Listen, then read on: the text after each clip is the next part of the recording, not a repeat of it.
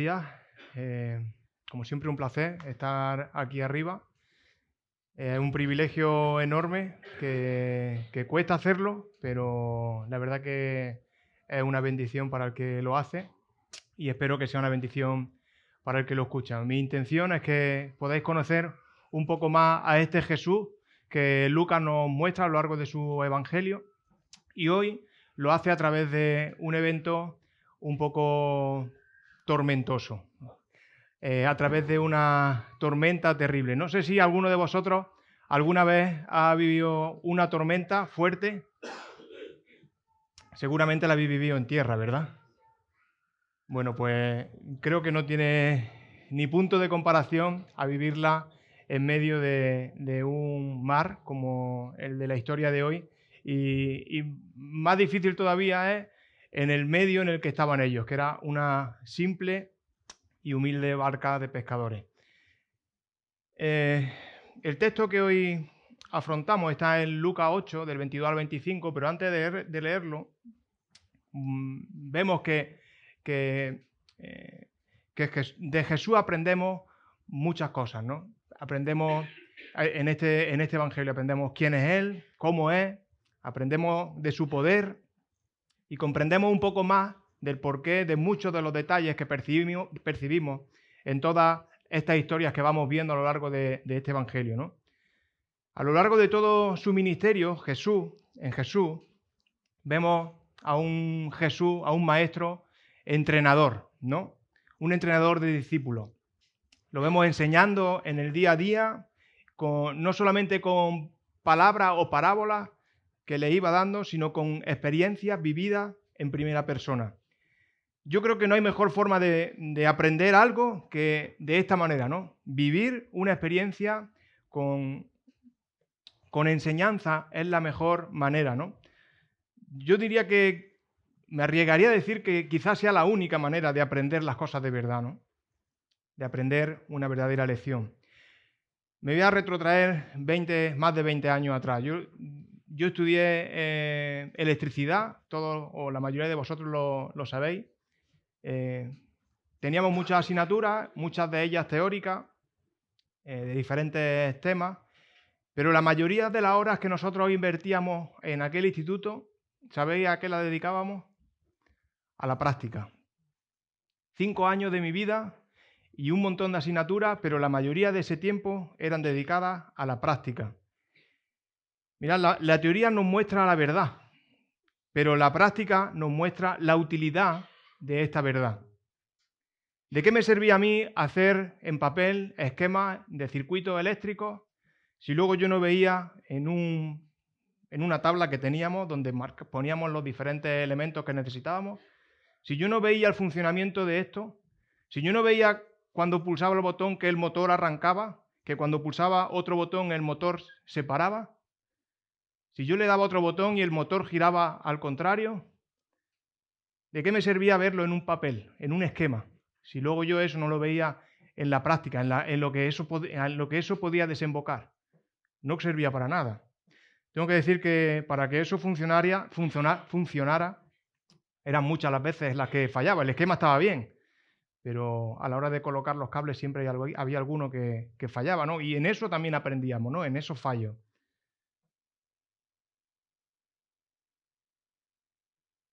Aún conociendo la verdad representada por este esquema eléctrico, es necesario un campo de ensayo representado por esta tabla de práctica que os he dicho, donde se encontraban todos los elementos, ya fueran contactores, disyuntores, pulsadores, pero todo era necesario poner los cables, saber dónde ponerlos, practicar para ponerlos y de esta manera, viendo el funcionamiento, asimilaba cuál era la verdad que había aprendido un poco antes, ¿no? Viviendo la experiencia.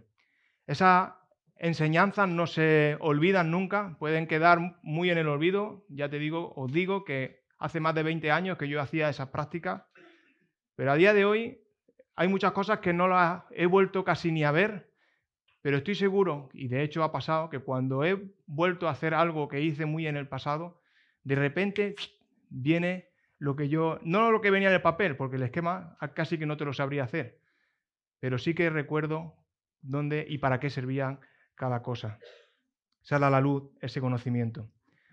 En el texto que hoy afrontamos se narra la historia de unos discípulos que emprenden un viaje en una barca junto a Jesús para cruzar el mar de Galilea. No por el Evangelio de Marcos, pero sí por el Evangelio no por el Evangelio de Lucas, pero sí por el de Marcos, sabemos que Jesús había estado predicando todo el día, precisamente encima de esa barca, en la orilla. Y después de tanta enseñanza, después de tantas horas enseñando, toca practicar. Hay que adentrarse en el mar, un mar, por cierto, muy propenso a la inestabilidad, este mar de Galilea. Eran bastante comunes las tormentas allí, muy repentinas, y me imagino que muchos de estos discípulos, de hecho, algunos de ellos eran pescadores y estaban acostumbrados a lidiar con este tipo de cosas, ¿no? Con estas tormentas en este mar. De hecho, trabajaban allí diariamente. Ellos estaban acostumbrados a esta inestabilidad. Aunque parece que esta tormenta fue especialmente violenta, porque ninguno de sus discípulos, ni siquiera los más experimentados marineros, fueron capaces de controlar esta situación. Y ahora sí vamos a leer el texto en el Evangelio de Lucas 8, del 22 al 25. Aconteció un día que entró en una barca con sus discípulos y les dijo: pasemos al otro lado. Y partieron, pero mientras navegaban, él se durmió y se desencadenó una tempestad de viento en el lago, y se anegaban y peligraban. Vinieron a él y lo despertaron diciendo: Maestro, maestro, que perecemos. Despertando él, reprendió al viento y a la ola, y cesaron y sobrevino la calma. Y les dijo: ¿dónde está vuestra fe? Atemorizados, se maravillaban y se decían uno a otro: ¿quién es este que aún los vientos y las aguas manda y lo obedecen? Lucas inicia con esta narración una serie de eventos en los que Jesús demuestra su poder en tres esferas diferentes. La primera esfera sobre la que demuestra su poder es la que vemos precisamente en este texto y hace evidente su poder sobre la naturaleza. Después de esta historia, vemos un poquito más adelante, seguidamente después, a un Jesús expulsando a una legión de demonios que atormentaba a un hombre gadareno. Y aquí demostró su poder sobre el mundo espiritual. Y por último, cerrando este capítulo 8, si queréis lo podéis leer después, o lo iremos viendo en las siguientes predicaciones, encontramos cómo Jesús muestra su poder sobre la muerte, resucitando a la hija de Jairo. Hoy solo nos vamos a centrar en este texto, no vamos a ver otros textos, y nos vamos a centrar en el poder de Jesús sobre la naturaleza. Sabiendo que su poder no se limita solamente a esto, su poder sobrepasa todo poder y es capaz no solo de detener una tormenta, como vamos a ver ahora, sino que es capaz de controlar cualquier esfera de nuestra vida. Así que he dividido este texto en tres partes y en todas contiene poder. En primer lugar, poder, solamente poder. Segundo, poder incontrolable. Jesús si la tormenta tenía un poder grande, el poder de Jesús era un poder que si los discípulos no podían controlar la tormenta, imaginaros el poder de Jesús, pues un poder incontrolable. Y en tercer lugar, un poder caro, un poder costoso. Pero vamos a empezar por el primero, por el poder a seca.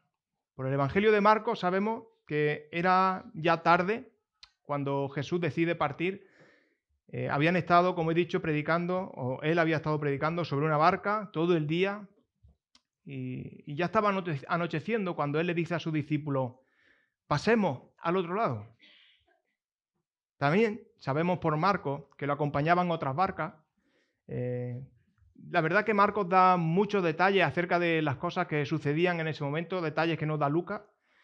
y que me parecen interesantes, sobre todo, bueno, algunos como por ejemplo que Jesús cuando dormía estaba recostado sobre un cabezal, durmiendo, sobre como una especie de almohada.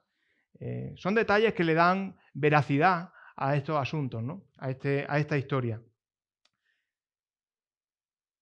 Poco después de comenzar el viaje, se desató una fuerte tormenta. Las olas estaban creciendo y azotaban la barca, entraban dentro del agua dentro de la barca y tanto entraba, tanta agua entraba que esta barca comenzaba a inundarse. Mirad, el mar de Galilea tiene algunas características muy curiosas. Lo primero es que no es un mar, es un lago, porque es de agua dulce.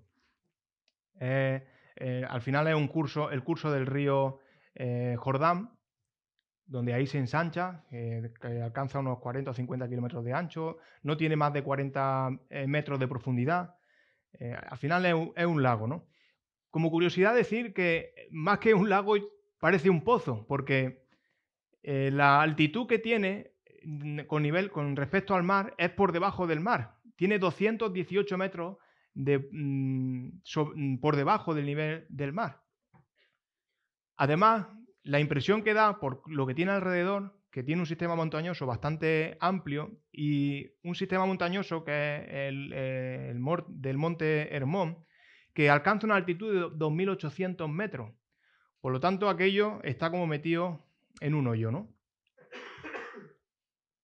Así que las corrientes de aire frío de las montañas se mezclan o bajan por la ladera y acaban mezclándose con esas corrientes de aire caliente que están en ese hoyo, ¿no? Que es donde está este lago, ¿no?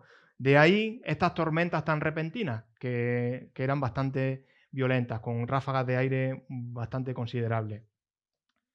Esta tormenta que vemos hoy en este texto, en este pasaje, debió de ser una tormenta bastante grande, una de las gordas, porque los discípulos eran expertos, algunos de los discípulos eran expertos marineros y aún así temieron por su vida, o sea que no estaban acostumbrados a ver algo tan potente, ¿no?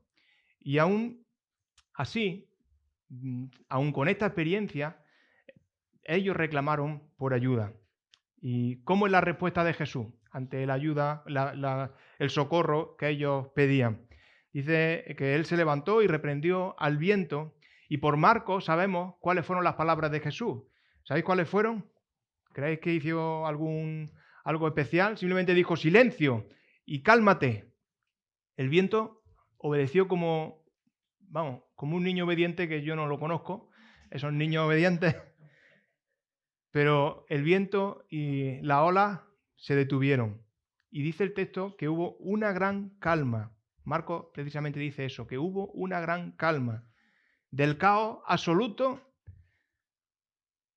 hasta cerca de morir, porque se veían así, de repente pasan a una calma absoluta. ¿Habéis estado alguna vez en un lago? ¿Lo habéis visto en calma total, las aguas de ese lago? Cuando eso sucede, con la luz adecuada, parece que estuvieras delante de un espejo. Todo en calma total. Desprende paz, ¿verdad? Es un lugar donde sinceramente no nos importaría pasar el resto de nuestra vida, ¿no? Pues la misma calma que Jesús tenía mientras dormía en esta historia se traspasa a esta tormenta. Se reflejó su poder en ella, su paz sobre el viento y el mar. Jesús hace una gran demostración de su poder sobre la naturaleza y ésta obedece de inmediato. Menudo poder, ¿no? No sé si conocéis a alguien capaz de hacer eso. Nadie, nunca, no ha existido, ¿no? Ni el más importante faraón, que se creían dioses, ni los más poderosos emperadores romanos, que también se creían dioses, ni los grandes reyes persas. Nadie fue capaz de detener una tormenta en el mar con un simple silencio, cálmate. Vamos, yo se lo digo a mi hijo y no me hacen caso, ¿eh? Imaginaos con el mar, ¿no? En todas las culturas y leyendas antiguas, el mar era un símbolo de gran destrucción. Eso lo sabemos, ¿no? Un océano enfurecido, un océano inmerso en una gran tormenta, tenía un poder incontrolable y que solo Dios podía tener el control sobre él. No sé si os suena un tal rey Canuto del siglo XI. No sé si habéis escuchado alguna vez hablar de él. Él fue un rey europeo, concretamente danés, del siglo XI, y cuenta la leyenda que era un rey muy sabio. Era muy apreciado por su gente, porque era un buen político, buen gobernante. Se lo conocía como el nuevo Salomón. Incluso componía canciones, se le componían canciones adulándolo, dándole honor y gloria. Y algunas canciones decían cosas tales como Gran Rey Canuto, que gobierna nuestra tierra, a quien el sol, la luna y las estrellas le obedecen. Bueno, pues un buen día este rey, harto del peloteo de sus súbditos y de todo el mundo, pues se reunió con ellos, reunió a toda su corte y pidió que los acompañara a la orilla del mar. Él se sentó en su gran trono real y le dijo al mar, dirigiéndose a él: eres parte de mi dominio y has de saber que el suelo en que estoy, que se encuentra mi trono, me pertenece. Y todavía no se ha oído hablar de nadie que haya desobedecido mis órdenes impunemente. Por ello, yo, rey Canuto, te ordeno que no crezcas, que no invadas mi tierra, y ni mucho menos oses a humedecer mis pies ni mi ropa. ¿Sabéis qué pasó? Que se mojó. Y ante el asombro de los presentes, el rey se volvió hacia ellos y les dijo: todos los habitantes de este mundo deben de saber algo. Es vano y trivial el poder de los reyes. Nadie merece el título de rey, salvo aquel a cuyas órdenes el cielo, la tierra y el mar obedecen por leyes eternas. Este rey no pudo detener el agua. El mar no hizo caso ninguno a este rey Canuto. Vaya nombre, ¿eh? La orden de este hombre no tuvo autoridad sobre el mar, pero Jesús sí. Él sí que tuvo autoridad y él tiene autoridad sobre el mar. Él tiene un poder increíble, un poder que corresponde a Dios mismo. ¿Recordáis cuando Jesús hablaba a los fariseos acerca del día de reposo? ¿Qué fue lo que dijo? ¿Cuál fue la idea que les dejó? No solo soy alguien que puede mandar que descanse o que descanséis. Yo soy el descanso mismo, les dijo. Pues de igual manera ahora, Él, con sus acciones, nos está diciendo: no solo soy alguien que tiene poder, yo soy el poder mismo.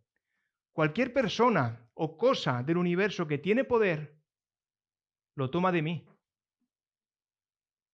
Si la tormenta estaba fuera de control en estos momentos, a la vista de los que estaban allí, de estos discípulos en la barca, imaginaos lo que estos hombres pensaron cuando vieron el poder de Jesús dominando esta tormenta. Un poder superior a cualquier poder conocido jamás.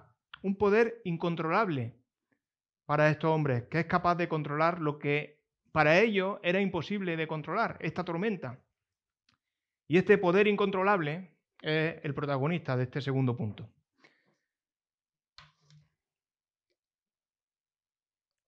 La situación que podemos observar aquí es bastante estresante para los discípulos. Creo que sería para cualquiera de nosotros, ¿no? Olas gigantes como nunca ellos la habían visto, vientos muy fuertes como nunca lo habían sentido. Unos discípulos con experiencia, pero la mayoría de ellos poca o nada, porque pescadores había unos pocos, no eran todos. Imaginaos a Mateo que estaba acostumbrado a hacer números, y allí en medio de una barca, subido en la barca con más discípulos experimentados, sí, pero estaría un poco asustado, ¿no? Muchos números, mucha sabiduría, pero de poco le servía hacer cálculos cuando lo que tenían que hacer era achicar agua, ¿no? Así que los vemos aquí a todos los discípulos bastante agobiados por la gravedad de esta tormenta. Tal era la preocupación que tenían, que tenían por sus vidas, que se agobiaban más y más, y además veían a Jesús, que Jesús dormía.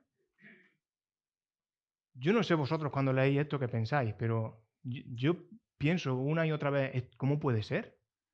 ¿Cómo puede ser que Jesús esté durmiendo?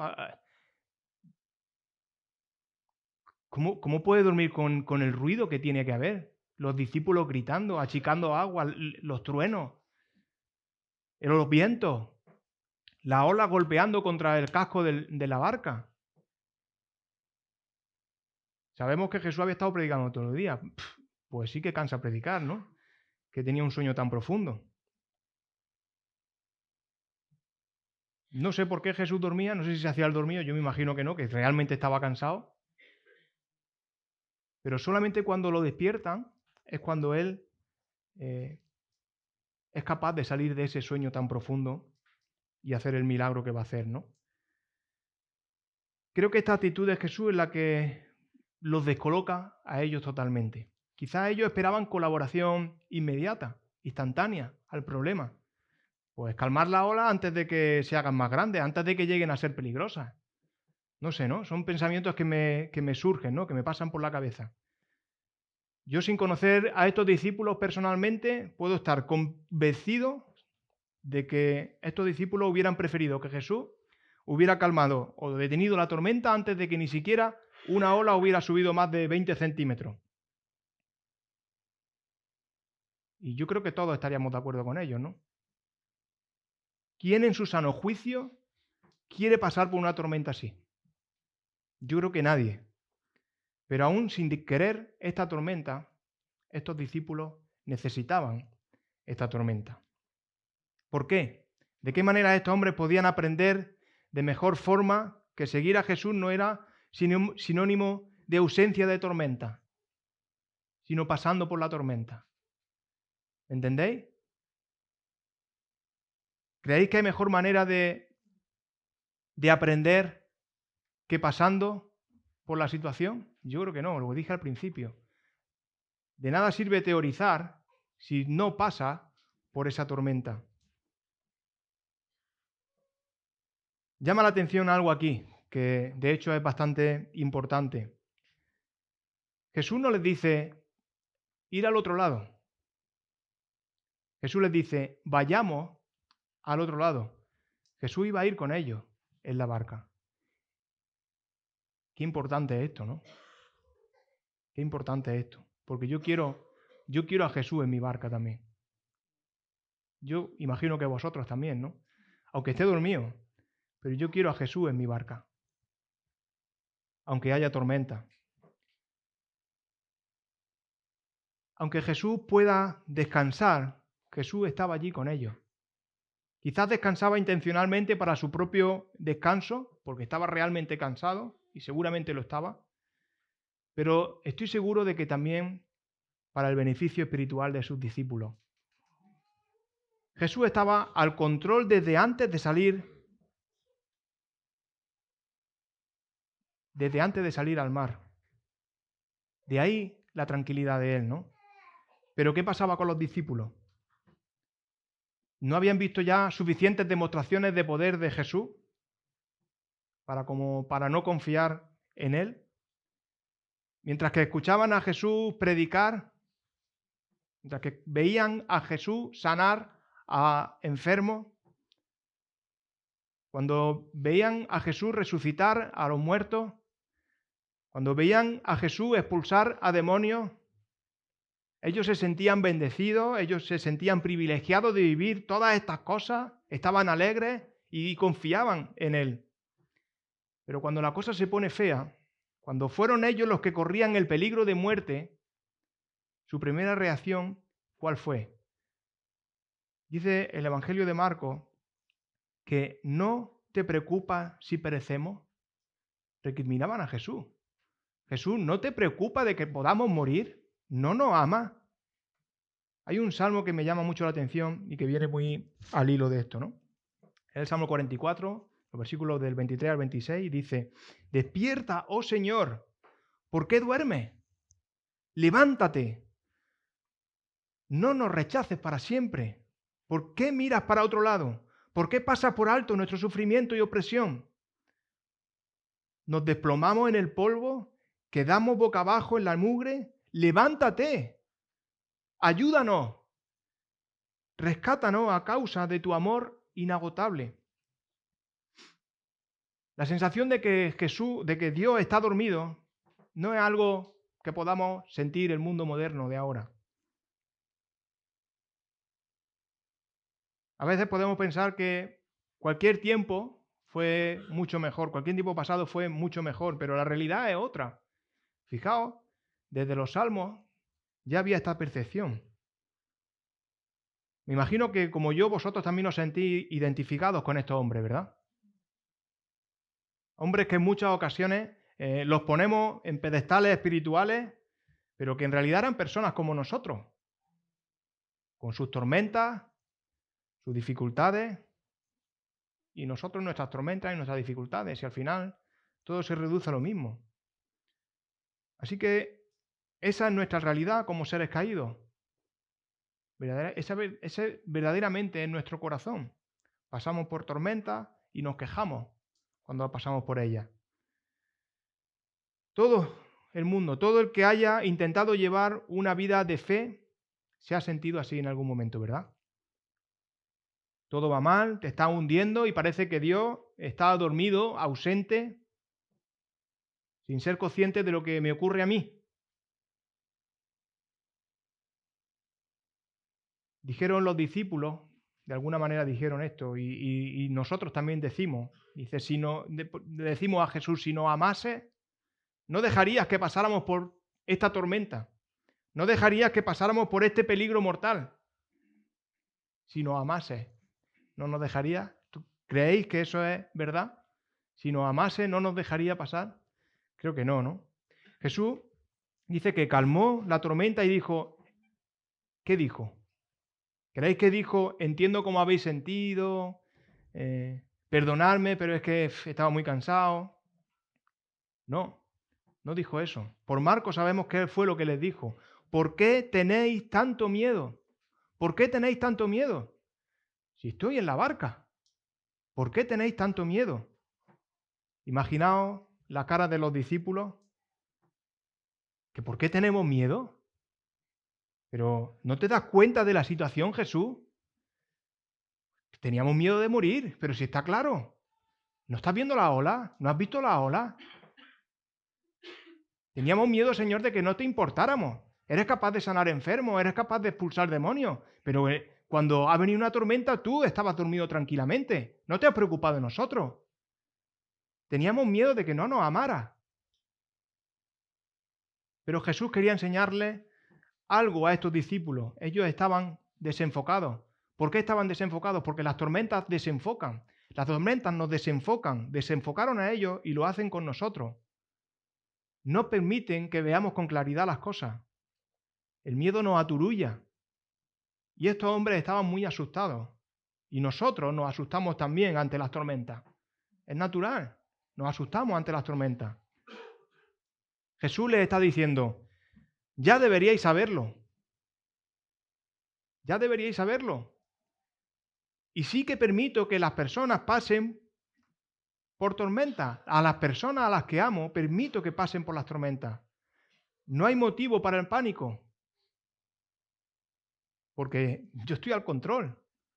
¿No habéis visto cómo he calmado la tempestad? He parafraseado, ¿no? La situación. No es lo que dice exactamente. Así que si no hay motivo para que cundiera el pánico durante la tormenta, tampoco había razones para tener miedo cuando todo esto se calmó. Pero por Marco también, siempre me voy a Marcos, sabemos que estaban espantados. Dice el texto de Marcos que estaban espantados y se decían uno a otro, ¿quién es este que hasta el viento y el mar le obedece? ¿Por qué estaban más asustados cuando todo se calmó que durante la tormenta? Porque la tormenta no la podían controlar. Pero es que este que está aquí, que estaba durmiendo, ha controlado la tormenta. Si no controlábamos a la tormenta, ¿a este quién lo controla? Es verdad que la tormenta tenía poder, mucho poder, pero Jesús acaba de controlar la tormenta que ellos pensaban que los mataba. Este poder que salía de Jesús era infinitamente superior. Así que estos discípulos tenían menos control aún de Jesús. Pero hay algo que tiene Jesús que no tiene la tormenta. Una tormenta no te ama, ¿verdad? ¿Creéis que una tormenta te puede amar? ¿Qué va? La naturaleza nos va desgastando. De hecho, mira cómo vamos envejeciendo, uno mejor que otro,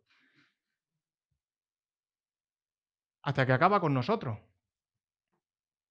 La naturaleza no tiene compasión. La naturaleza es violenta. Todos vemos en las noticias lo que sucede con los terremotos, con los huracanes. La gente muere en todas estas situaciones. Y tarde o temprano nosotros también acabaremos muriendo de alguna forma.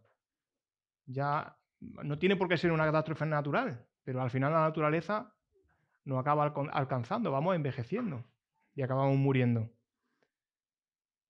Es verdad que la naturaleza no es controlable, pero Jesús lo es aún menos. Él permite que ocurran cosas que no entendemos, como no entendieron estos discípulos.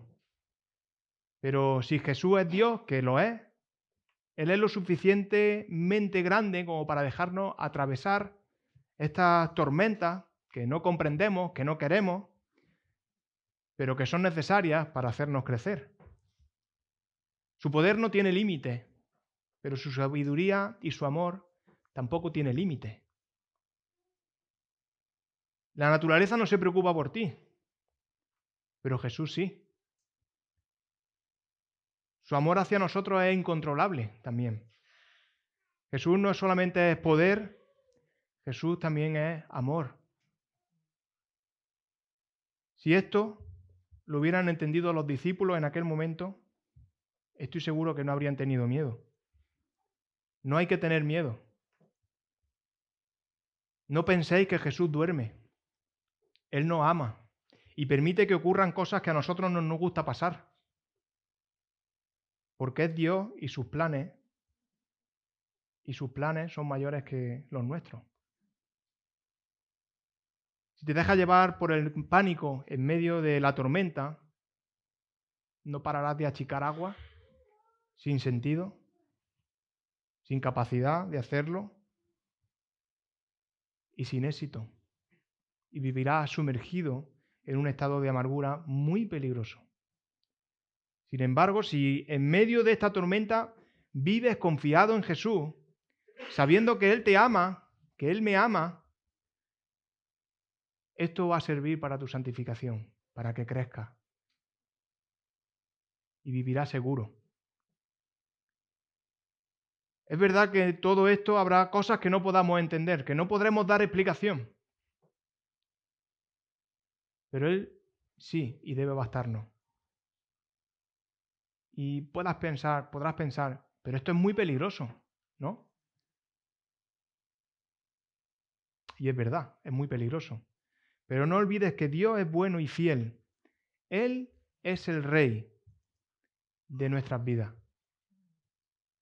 y que tiene el control de la naturaleza, de nuestras vidas, de la muerte. Él es dueño de absolutamente todo, ¿no? Tiene poder sobre todo. Jesús hace otra pregunta más. ¿Dónde está vuestra fe?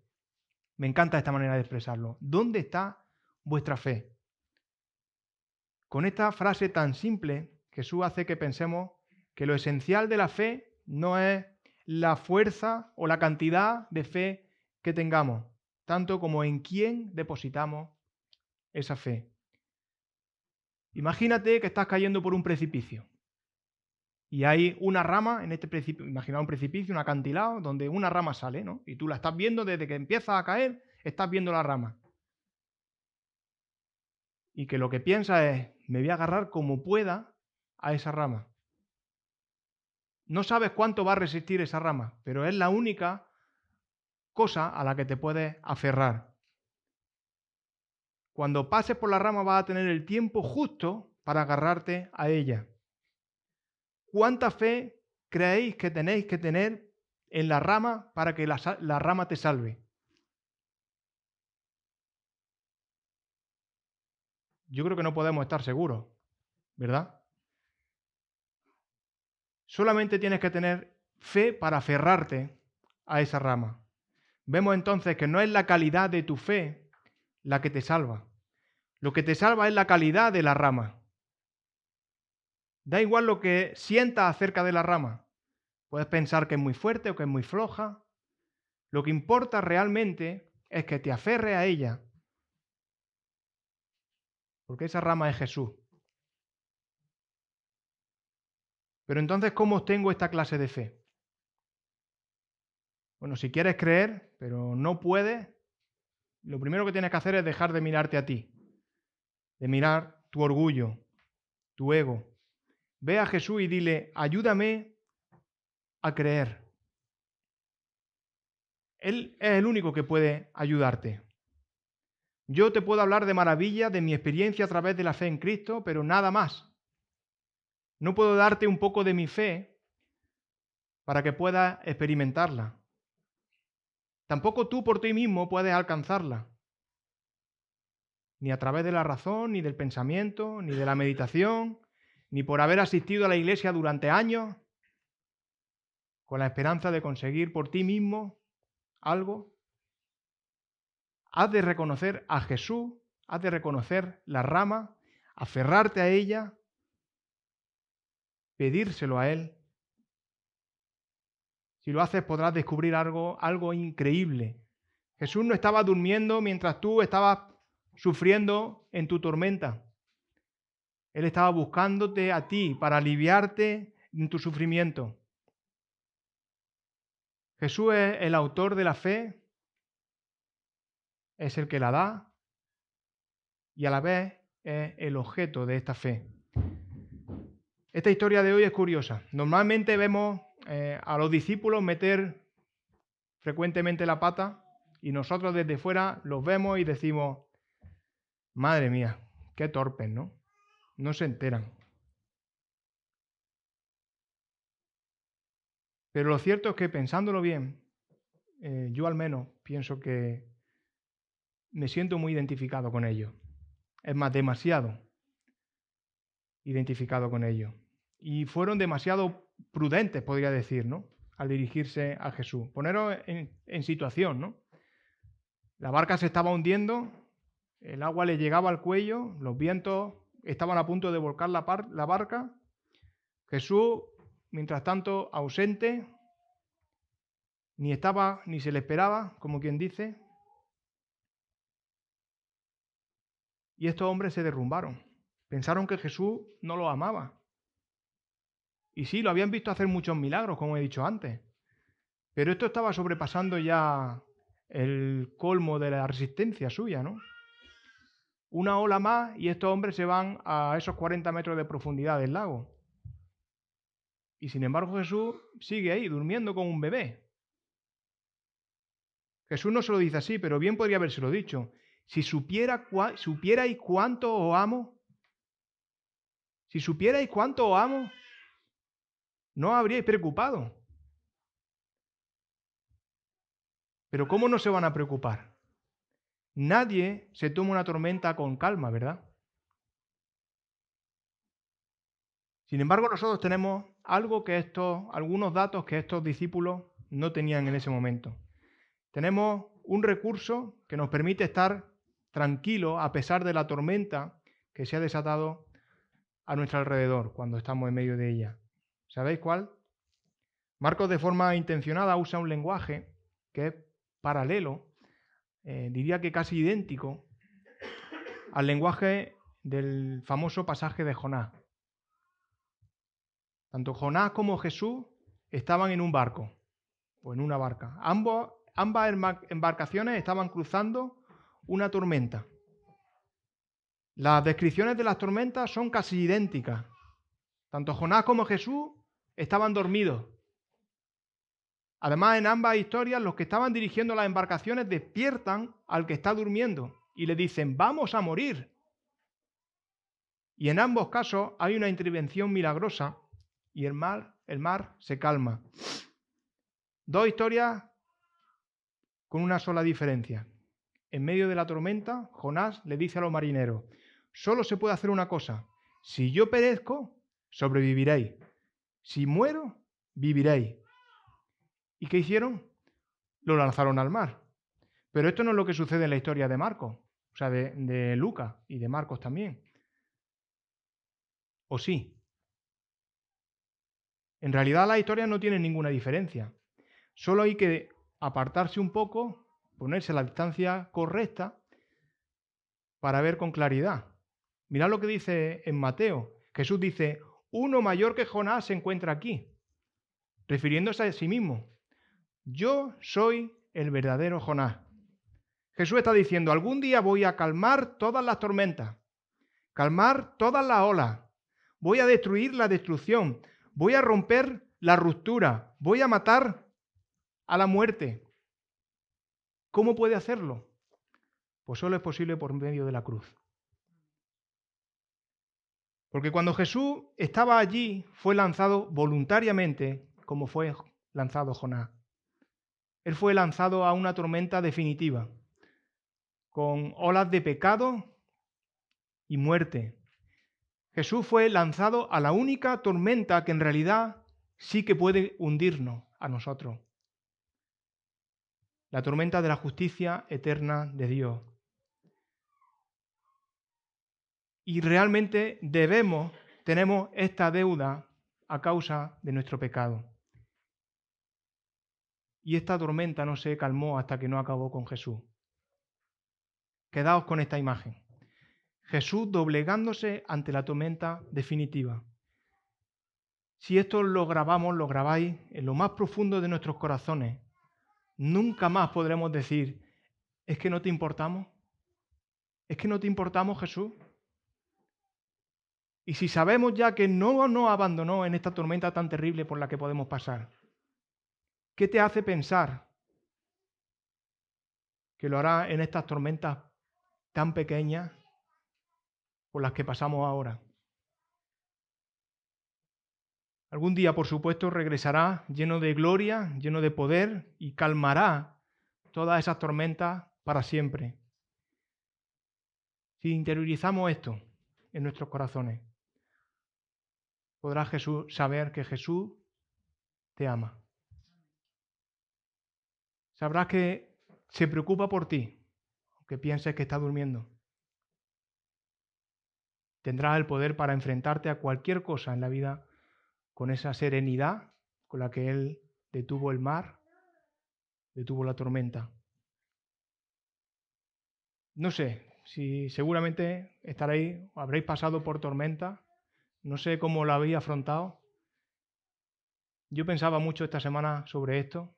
Lo que sí que tengo claro es que yo quiero que Jesús esté en mi barca.